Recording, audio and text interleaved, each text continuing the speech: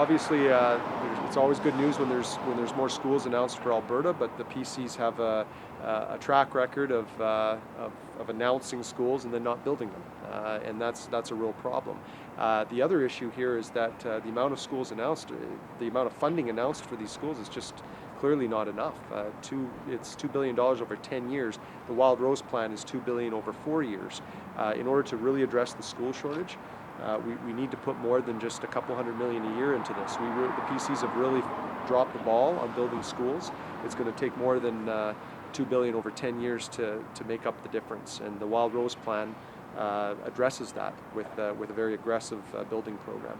So this announcement today was hastily put together as a response to the Wildrose announcement last week, and it doesn't do the job. It's not going to build the schools that we need as quickly as we need.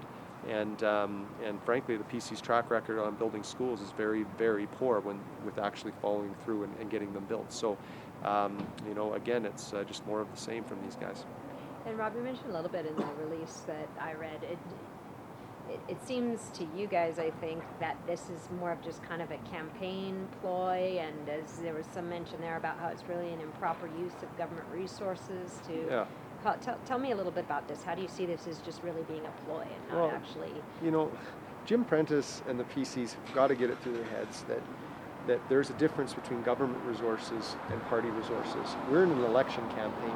You can't use a government building with government workers and government employees in a campaign announcement.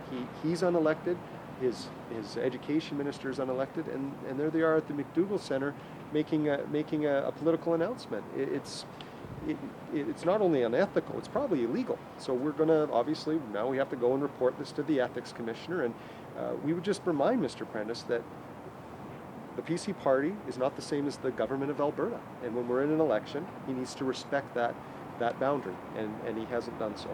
The other issue is, too, why didn't he announce these schools before the election or after the election?